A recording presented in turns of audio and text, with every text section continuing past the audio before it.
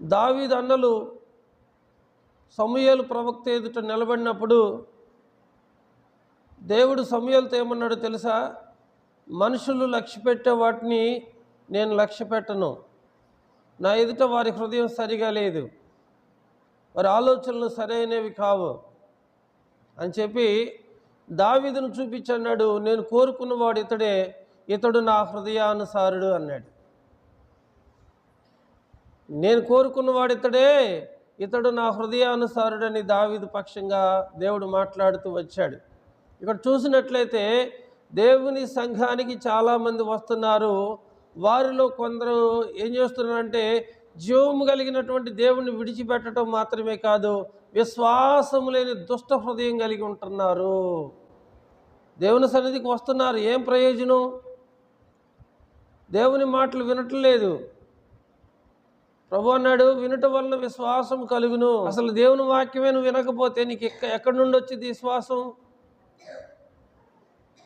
ఏ విధంగా నువ్వు విశ్వాసంలో బలం పొందుకున్నట్లు? అందుకని దేవుని సేవకుడైనటువంటి పేతురు అన్నాడు, మీరు అపోస్తలుల బోధలోను, సహవాసములోను, రొట్టె విరుచటంలోను, ప్రార్థన చేయటంలోను మీరు ఎడతెగక ఉండాలి.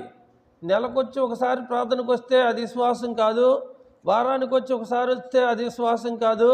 అసలు విశ్వాసం అంటే ఏంటో తెలుసా? ప్రతిరోజు దేవుని యొక్క వాక్యాన్ని మీరు వింటే కానీ మీరు విశ్వాస విషయంలో బలవంతులు కాలేరు. ఇక్కడ జీవము కలిగిన దేవుణ్ణి విడిచిపెడుతున్నారు.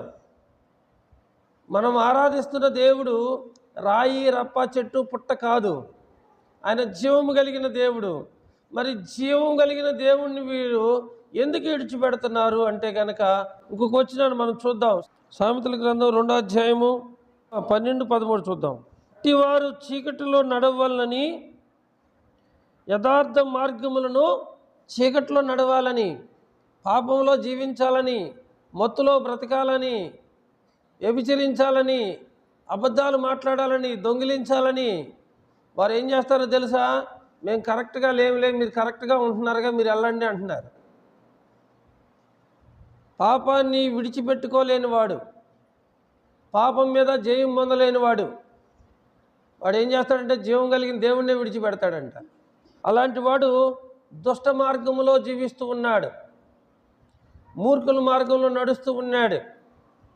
దుష్టుల సలహాలు, మూర్ఖుల సలహాలు తీసుకొని చివరికి జీవం కలిగినటువంటి దేవుణ్ణి అయినను విడిచిపెట్టడానికి ఏమాత్రం వెనకట్లేదు. అట్టివాడు చీకటి త్రోవలో నడవలనని యథార్థమైనటువంటి మార్గాలను విడిచిపెడుతున్నాడంట. వ్యర్థమైన మార్గాల్లో నుండి దేవుని మార్గంలోకి రమ్మని చెబితే దేవుని మార్గాన్ని విడిచిపెట్టి వ్యర్థమైన మార్గంలో తిరుగుతున్నాడు. యథార్థమైనటువంటి మార్గంలో మీరు నడవాలి. అలా నడవకోకుండా జీవితంలో దేవునికి హృదయంలో చోటు ఇవ్వకోకుండా రకరకాలైనటువంటి పాపాలకు చోటిచ్చి చివరికి వీళ్ళు ఏం మాట్లాడతారు తెలుసా? దేవుడు లేడని బుద్ధిహీనులు తమ హృదయంలో అనుకొందురు. చూసారా? దేవుడు లేడని బుద్ధిహీనులు తమ హృదయంలో అనుకుంటారు. తాగుడు మానరు, తిరుగుడు మానరు, అబద్ధాలు మానరు, మోసాలు మానరు, అక్రమ క్రియలు మానరు, అన్ని పాపాలు చేస్తూ చివరికి దేవుని మార్గంలో ఉన్న వాళ్ళను కూడా దూషించడానికి ఏమాత్రం భయపడరు. దేవుని మార్గంలో జీవించుతున్న వారిని కూడా నిందిస్తారు, హింసిస్తారు, అబద్ధంగా నచ్చినట్లుగా ప్రవర్తిస్తూ ఉంటారు. అటువాడు అలాంటి వాడు దేవుడు లేడని బుద్ధిహీనుడు తన హృదయములో అనుకొనును. వారు చెడిపోయిన వాళ్ళు, అసహ్యమైన కార్యాలు చేసేవాళ్ళు, చెయ్యు ఒకడును లేడు, ఒక్కడు కూడా మేలు చేసేవాడు లేడు. దేవుని సన్నిధికి వచ్చి దేవుని యొక్క మాటలు వినుకోకుండా మరి మనం వెళ్తూ ఉన్నాం. అందుకని పౌలు గారు ఏమంటున్నాడంటే జీవము కలిగిన దేవుణ్ణి విడిచిపెట్టునట్టి విశ్వాసం లేని దుష్ట హృదయము ఒకవేళ మీ యందు ఉన్నదేమో మీరు జాగ్రత్తగా చూసుకోండి. కష్టాలు వస్తున్నాయని, శ్రమలు వస్తున్నాయని, ఇబ్బందులు వస్తున్నాయని, పేదరికం వస్తుందని, జీవం కలిగిన దేవుని విడిచిపెడతావా? దేవుని విడిచిపెట్టేవాడు ఎవడు? మూర్ఖుడు. ఇంకెవడు? దుష్టుడు. వాడు దుష్ట మార్గంలో మూర్ఖంగా జీవించాలని ఆలోచన చేసేవాడు. వాడు ఏం చేస్తున్నాడంటే యథార్థమైన మార్గాలను సైతం విడిచిపెడుతున్నాడు. అదేమంటే సమర్థించుకుంటారు. మీ వెళ్ళేవాళ్ళు బాగున్నారు, మేము బాగున్నాం. వెళ్తున్న వాళ్ళు మీరు బాగున్నారు, మేము బాగున్నాం. తనాన్ని వక్రమైనటువంటి మార్గాన్ని విడిచిపెట్టుకోవాలి. ద్వితీయోపదేశకాండం 29వ అధ్యాయము 19వ వచనం చూద్దాం.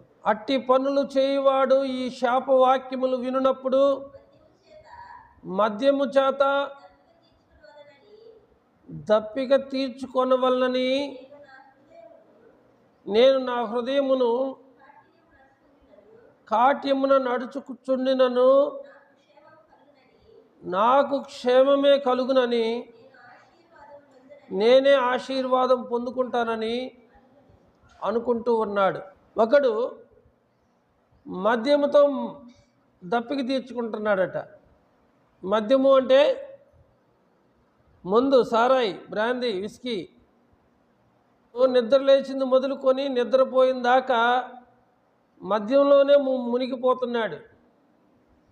నిద్రపోయినా మద్యమే, నిద్ర లేచినా మద్యమే. ఇక మంచినీళ్ళు తాగట్లా, మద్యం తాగుతున్నాడు. అని అంటున్నాడు, మద్యము చేత నేను దప్పిక తీర్చుకుంటాను, నా హృదయ కాఠిన్యము చొప్పున నేను నడుచుకుంటాను. నా మనసుకి ఎట్లా నచ్చితే అలా చేస్తాను. నేను వాళ్ళ మాటలు వీళ్ళ మాటలు వినను. ఎవరు నాకు చెప్పాల్సిన పని లేదు, నేను ఎవరి దగ్గర నేర్చుకోవాల్సిన పని లేదు. నాకు అన్నీ తెలుసు, నాకెవరు చెప్పాల్సిన పని లేదు. నేను మద్యంతో దప్పిక తీర్చుకున్నా, నా హృదయ కాఠిన్యం చొప్పున నడుచుచున్నా నాకేం జరిగిద్దంటే నాకు ఆశీర్వాదం వచ్చింది అనుకుంటున్నాడు. నేనే మంచివాడిని, నేనే మంచిదాన్ని, నాకే మేలు, నాకే దీవెన, నన్నే దేవుడు చూస్తాడు. మీరు దేవుని సన్నిధికి వెళ్ళినా ఒకటే, నేను వెళ్ళకుండా ఉన్నా ఒకటే. దేవుని సన్నిధికి వెళ్ళినా ఒకటే, నేను వెళ్ళకపోయినా దేవుడు నన్నే చూస్తాడు, దేవుడు నాకే సహాయం చేస్తాడు అని వారిని వారు మోసగించుకుంటున్నటువంటి వారుగా ఉన్నారు. చూసారా? దుష్ట మార్గములో ఉండి మూర్ఖ మార్గములో జీవిస్తూ జీవం కలిగినటువంటి దేవుణ్ణి సైతం విడిచిపెట్టుకోవడానికి వారు ఏమాత్రము కూడా సందేహించుకోకుండా జీవిస్తూ ఉన్నారు. ప్రియులారా, ఇక్కడ చూడండి, బుద్ధిహీనుడు దేవుడు లేడని చెప్పి, దేవుడు లేడు, ఏమీ లేడు అని చెప్పుకొని మరి దేవుని మార్గాలను సైతం విడిచిపెట్టి తిరుగుతూ ఉన్నాడు. ఇక్కడ ఇతను చూస్తే మద్యం చేత దప్పిక తీర్చుకుంటున్నాడు, హృదయ కాఠిన్యం చొప్పున నడుచుకుంటున్నాడు, పైగా నన్నే దేవుడు దీవిస్తాడని అందరితో చెబుతున్నాడు. మరి అలాంటి వాడితో దేవుడు ఏం చెబుతున్నాడు చూడండి అక్కడ. అయితే యెహోవా వానిని క్షమింపడు. అలా మాట్లాడేవాడిని దేవుడు క్షమింపనల్లడు. అట్టివాడు మీలో నుండి నీళ్ళ నిశ్చయంగా యెహోవా కోపము, ఓర్మియు ఆ మనుషుని మీద పొగరాజును ఈ గ్రంథములో రాయబడిన శాపములనియు వానికి తగులును. యెహోవా అతని పేరు ఆకాశము క్రింద నుండి తుడిచివేయును. చూసారా? దేవునికి అవకాశం ఇస్తే, దేవునికి సమయం ఇస్తే నీ జీవితాన్ని సరి చేసుకోకుండా, నిన్ను దేవుని సన్నిధిలో సముదాయించుకోకుండా సమయాన్ని వృధా చేసుకుంటూ జీవపటమ్మం మాటలతో నీ జీవితాన్ని నువ్వు వెలబుచ్చుతూ ఉంటే, దేవునికి అవకాశం ఇచ్చినప్పుడు అవకాశాన్ని సద్వినియోగం చేసుకోకుండా, దేవుని వాక్యాన్ని వినుకోకుండా, దేవుని బిడ్డలను గౌరవించుకోకుండా నీ మనసుకు నచ్చినట్టుగా నువ్వు జీవిస్తూ ఉంటే దేవుని యొక్క కోపము, ఓర్మి నీ మీద రగులుకుంటుంది. పైగా ఈ గ్రంథంలో రాయబడిన శాపాలన్నీ కూడా వానికి తగులుతాయి. ఇంకా అన్నాడు, ఆకాశము క్రింద భూమి మీద వాడి పేరు లేకోకుండా నేను వాడిని తుడిచివేస్తాను అన్నాడు. నీ జీవం ఏ పాటిది? నువ్వు అంతలో కనబడి అంతలో మాయమైపోయే ఆవిరి వంటి వాడము, చేద నుండి జారిపడే నీటి బిందువు లాంటి వాళ్ళము, నీడ వంటి వారము, పువ్వు వంటి వాళ్ళమని, నేల మీద పోయబడిన మరలా ఎత్తుకోలేని నీటి వంటి వారము. కాబట్టి మనకు ఒక వయో పరిమితి ఉంది, మనకు ఆయుష్ కాలం ఇంతనే ఉంది. ఈ ఆయుష్ కాలంలో దేవుడు నీకు అవకాశం, సమయము అన్నీ ఇచ్చినప్పుడు నీవేం చేస్తున్నావంటే సమయాన్ని దుర్వినియోగం చేసుకుంటూ అజ్ఞానంగా బ్రతుకుతూ ఉన్నావు. చాలామంది దేవుని సన్నిధికి వస్తున్నప్పుడు పౌలు గారు వారిని చూసి అన్నాడు, సహోదరులారా, జీవము కలిగిన దేవుని విడిచిపెట్టినట్టు విశ్వాసము లేని హృదయం, విశ్వాసము లేని దుష్ట హృదయం. వాక్యాన్ని వినకపోతే నీకు విశ్వాసం ఎక్కడి నుండి వచ్చింది? మనము ఆహారం తింటేనే కదా మనకు బలం వచ్చేది. నువ్వు దేవుని వాక్యం వినుకోకుండా, దేవుని సన్నిధికి రాకోకుండా నాకు విశ్వాసం ఉంది, నాకు నమ్మకం ఉంది అంటే నువ్వు ఎలా విశ్వాసంలో బలవంతుడు అవుతావు? మరి ఆదిమ సంఘం చూసినట్లయితే పేతురు ద్వారా 3000 మంది ఒక్కరోజు బాప్తిసం పొందిన వారు సంఘంలో చేర్చబడ్డారు.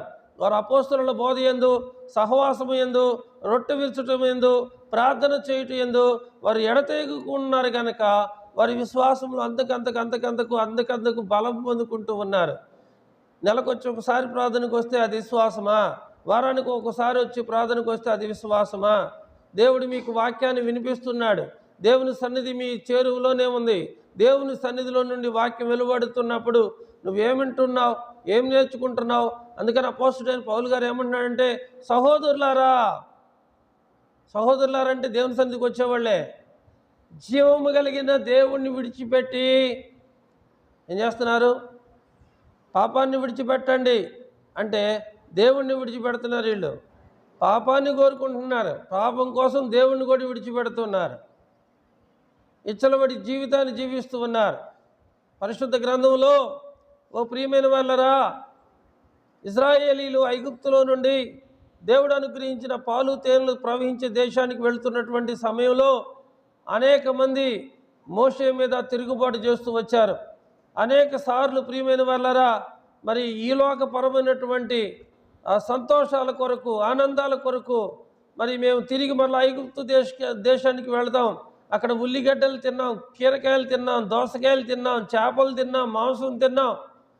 ఈ అరణ్యంలో ఈ సవిసారం లేని ఈ మన్నా మాకు అసహ్యమైంది, ఇది మేము తినము, మాకు మాంసం కావాలి, మాకు చేపలు కావాలి, మేము అక్కడ అవి తిన్నాం, ఈ తిన్నాం.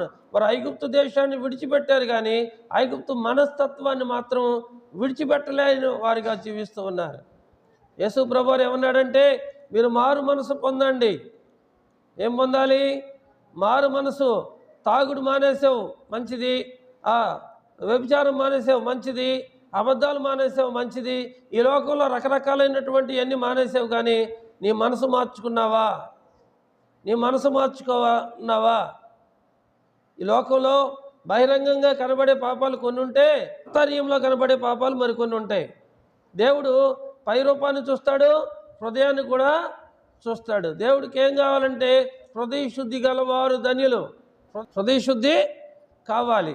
కాబట్టి ఆ మోషే నాయకత్వంలో ఇశ్రాయేల్ ప్రజలు లక్షల మంది ఆ కనాను దేశానికి వెళుతున్నప్పుడు దేవుని వల్ల వారు అనేక సూచక క్రియలు, అనేక మహత్కార్యాలు, అనేక రకాలైనటువంటి ఆశీర్వాదాలు వారు పొందుకుని కూడా వారు విడిచి వచ్చినటువంటి ఐగుప్తు గురించి ఆలోచిస్తున్నారు, వదిలేసిన పాపం గురించి వాళ్ళు ఆలోచిస్తున్నారు.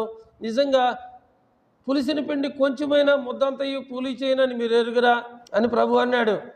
మరి ఐగుప్తుని విడిచిపెట్టాం, కానీ ఐగుప్తు యొక్క ఆ పాపాన్ని విడిచిపెట్టలేని మనుషులుగా జీవిస్తూ ఉన్నారు. ఈ లోకాన్ని విడిచిపెట్టి, పాపాన్ని విడిచిపెట్టి జీవము కలిగిన దేవుని సన్నిధికి మనం వస్తున్నప్పుడు, మనం జీవము కలిగిన సన్నిధిలో దేవునిని విడిచిపెట్టి ఇక పాపంలోకి తిరిగితే మనల్ని ఎవరు మనల్ని ఆశీర్వదిస్తారు? హల్లెలూయా.